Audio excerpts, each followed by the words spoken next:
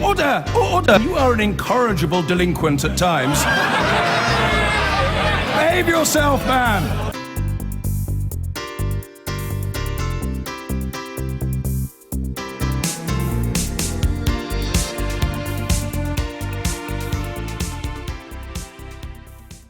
A pure white rose was placed on an empty space in the House of Commons as politicians from all sides of the House met in heartbreaking sadness in tribute to Jo Cox, who was killed on Thursday. With many MPs in tears and her family watching from the public gallery, Jeremy Corbyn called her killing an attack on democracy, while her friend Rachel Reeves urged colleagues to carry her legacy on. As flags were lowered to half-mast, members of both houses walked together to the grounds of Westminster Abbey for a special service. None of the traditional noisy protests outside Parliament today. Just ever-increasing floral tributes. Messages of love, loss and respect. And it was a desperately subdued House of Commons which held an extraordinary gathering today to remember one of their own. A white rose of Yorkshire on each and every lapel. A red and white rose where Jo Cox should have been sitting. Order. Colleagues, we meet today in heartbreaking sadness, but also in heartfelt solidarity. It was the Labour leader who spoke first and spoke for many. Her community and the whole country has been united in grief and united in rejecting the well of hatred that killed her in what increasingly appears to have been an act of extreme political violence. But if I may, I'd like to quote from someone already mentioned, the Honourable Member for Wirral South. Jo, we mourn your loss, yet know that all you stood for is unbreakable. We promise to stand up even though we are broken. We promise that we'll never be cowed by hate. Stand today to honour a friend and a colleague.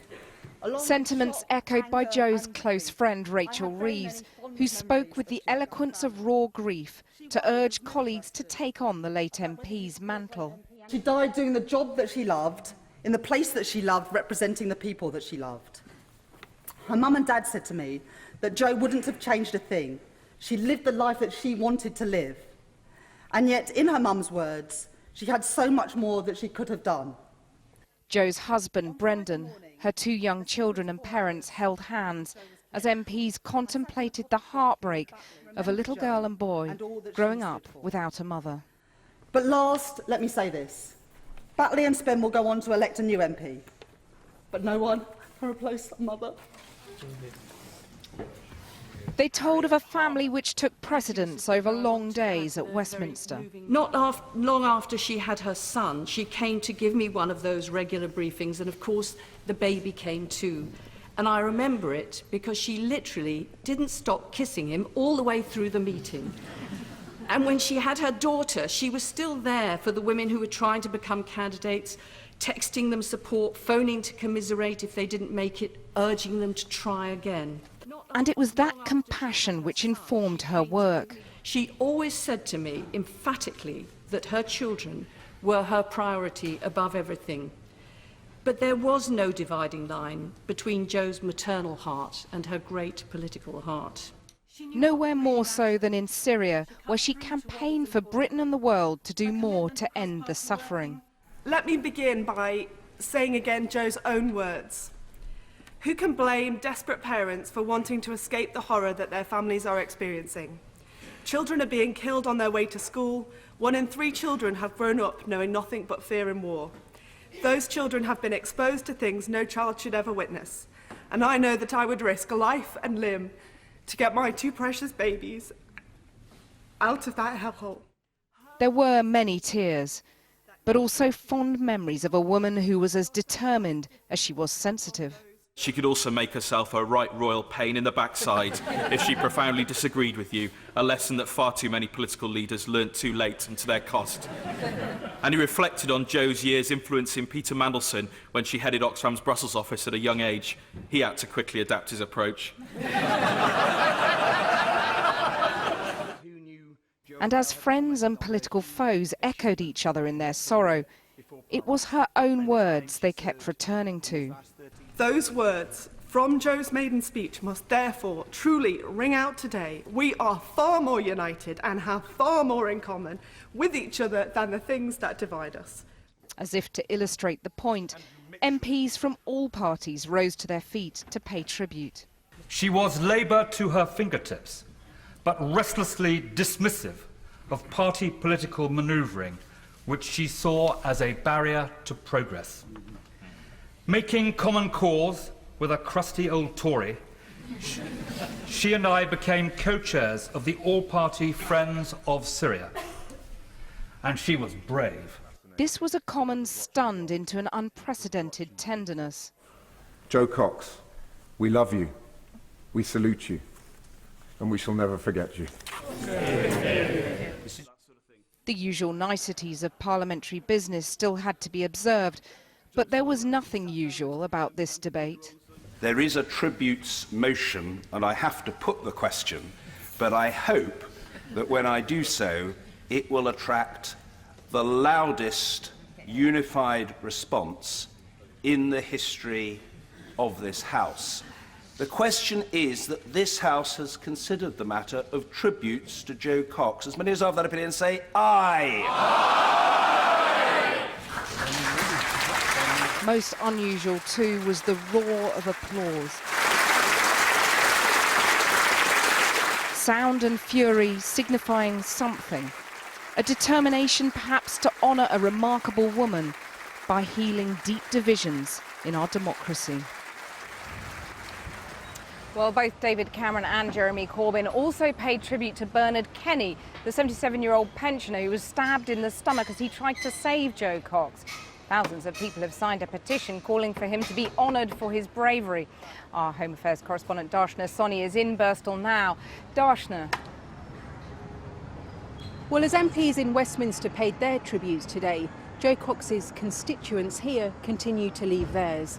Underneath the statue to the town's most famous son, there is now a beautiful carpet of flowers to its beloved daughter. And in the last few minutes, there were very emotional scenes as members of the local ambulance service came here to pay their respects. Some were in tears, they were holding hands as they paused and read many of the tributes here. And their actions on the day in dealing with the emergency have been widely praised. But amidst the grief here, Kathy, there's also a tale of local bravery, because there are growing calls for a 77-year-old pensioner named Bernard Kenny to be given a medal for the way in which he tried to intervene to save the MP's life. And today, Mr. Kenny's family say he's now recovering at home after being released from hospital. She was always passionate about the issues she cared about.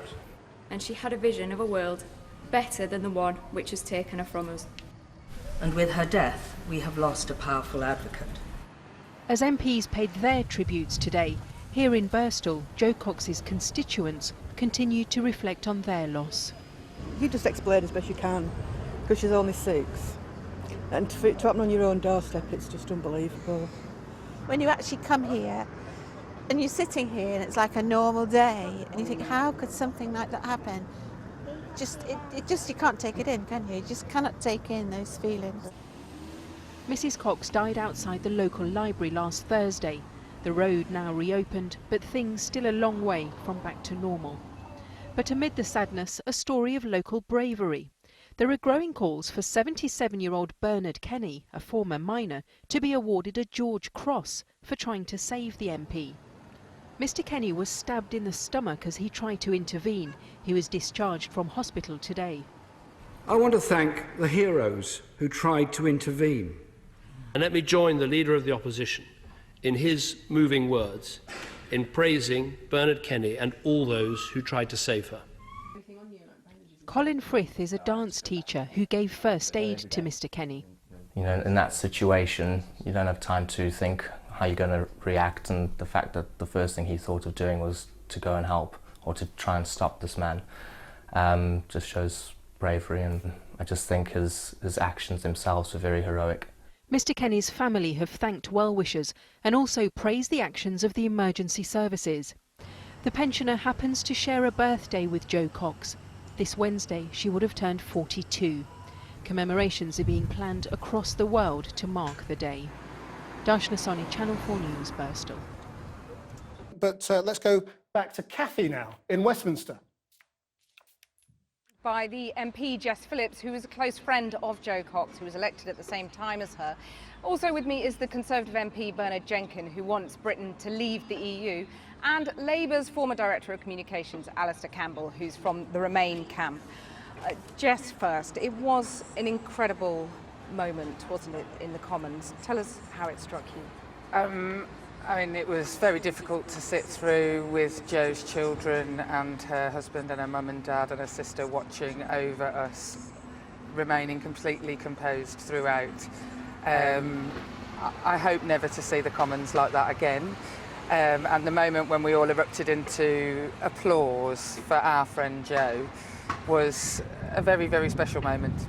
And of course, her two little children watching from the public gallery. I mean, that was really what was so heartbreaking. It was, and that's what set everybody off who'd managed to, we'd all been sort of practicing composure throughout the day, but seeing her children up in the gallery was incredibly hard, but also incredibly heartwarming. What are you missing most about Jo? What do you remember most about her? The truth is that not a week has gone by since I was dancing in Jo's house, so to me it hasn't sunk in yet that what has happened has happened. But she will leave an enormous hole that is very, very difficult to fill. And what I miss, I think, what I will miss about her is just how quickly she got to the point and got people to listen to her, and that came out today in the debate. She achieved an incredible amount in a very short space of time. She really and of course, did. you were new MPs together, and you must have supported each other very much. Absolutely. We were, especially because we both have small children, we were always sort of there to give each other a speaking to when one of us was feeling guilty or feeling like we weren't at Westminster enough or weren't at home enough. So, yeah, I mean, it's an incredible loss. Well, Jess, thank you very much for that. We'll come back to you in a second. Alistair Campbell, there was this incredible unity in the Commons today, but there was also a little bit of rancour about the way the political debate has descended into this kind of bitterness, and Stephen Kinnock talking about the rhetoric, that rhetoric has consequences. Do you agree with him on that?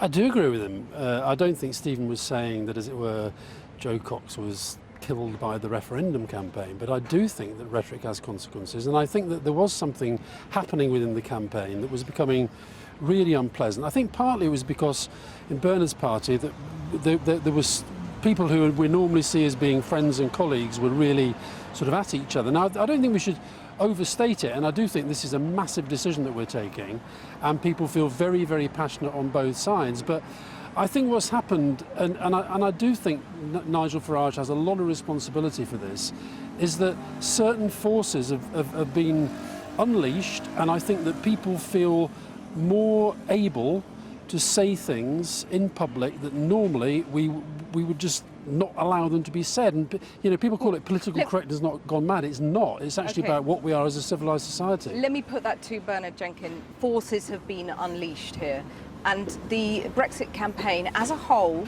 has to bear some responsibility for that, don't they? Well, I think that the campaign has tapped into, on all sides, we are addressing an issue which has not been addressed by the electorate properly for 40 years since the last referendum. And there's quite a large part of the population, rather dispossessed, perhaps those on lower pay, who are feeling they have not had their voice heard. And I think there is a lot of anger out there, but I agree with Alistair. There's a very important dividing line between acknowledging people are angry about something and accepting that they have legitimate concerns, and then whipping it up for your own political benefit. I think that one or two of the things that have been said on both sides, I think, have been fueling the resentment more than it should have done. Jess, you were shaking your head at what Bernard was saying at the start there. I think that some of the Vote Leave propaganda that certainly has been put up where I live in Birmingham can be described only as racist. The turkey posters are designed only to incite racial hatred, not from the dispossessed. Let me tell you what the dispossessed and poor people look like, because I represent them, and putting up posters around that basically pick on the most Muslim and the brownest people you could think of in Europe are, frankly, it's irresponsible. And I'm not going to link it directly to Jo's death because that would be wrong. However, it is part of the same hate that killed my friend. Well, Nigel Farage's poster has been... It's been alleged that it's racist. Do you say it's racist? I didn't like it at all. I thought the tone was horrible. I thought it was dishonest, and it was going way over the line. But you wouldn't say it's racist. I would probably say it is racist. Yes, I think I would say it was racist.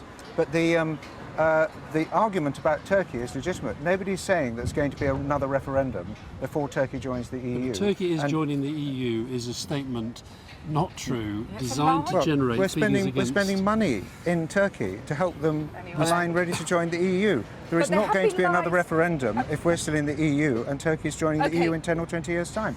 So Turkey's on the ballot paper. Okay, but there have been lies on both sides, haven't there, Jess? This campaign has not covered anyone in glory, has it? No, I mean, I think that the shame about the campaign and what we think of in Jo's death should have been much more about hope. And it shouldn't be about we don't want them near us. It should be about what kind of state and what kind of states do we want to be working with in the future for the peace and safety of us on our streets. I agree with that. I think there has been way too much focus on economy on the Remain side, immigration on the Leave side, and actually what sort of country we are, what our politics is for, what it's all about is much more what I think this debate should be about in the last few days. And I think the thing about Jo Cox that people should just reflect on, because there's such a sort of demonisation of people in politics now, and even already we're starting to see even the coverage of Jo that describes her as being truly exceptional. Actually, there are lots of MPs like Jo Cox, but this idea that all MPs are terrible is out there, and it's one of the reasons why people are turning off from the debate. Now, politicians may not always help themselves, but I think the public do have to not just look at Jo Cox and think she's an exception, but actually look at most MPs and think they do a pretty good job by what they believe. Bernard, can Jo Cox's legacy be a more hopeful kind of politics? Is that remotely possible? Well, it shouldn't shut down legitimate debate, and there has been a sort of tinge in one or two of the comments, even we've just heard, that we don't want you to talk about this, and you're not allowed to talk about that. I don't want you to be racist. That's all I would ever ask. I think that's perfectly fair, and but I don't think that's aimed at me. No. Okay. It's not aimed at you. Thank you very much. Some people on your side. But I thought what was remarkable today, and I'm still wearing one of the roses that we all wore in the House of Commons today. I hope the public see that we actually do like each other mostly. And we do get on with each other, and that sometimes we allow the political discourse to obscure that. But this tragedy has shaped, or will shape, will it not, the rest of the referendum campaign? Well, I hope there will be a more sombre and restrained tone. I think that would be good. I think people are in the mood to reflect on the decision they're making. I think the referendum campaign has been awfully shouty on both sides. I mean, I just hope that now we can talk about hope and the kind of place we want to live and the kind of country and discourse that I want my children. I wouldn't have to cover their ears, and let's just hope that some of that can come of it. But I agree with Alistair. We shouldn't beatify Jo Cox. As much as she was an amazing, brilliant woman, she was a person trying, just like everybody, trying to make the world a bit better. Thank you all very much for sharing that with me. Thank you. I've been getting away with it all.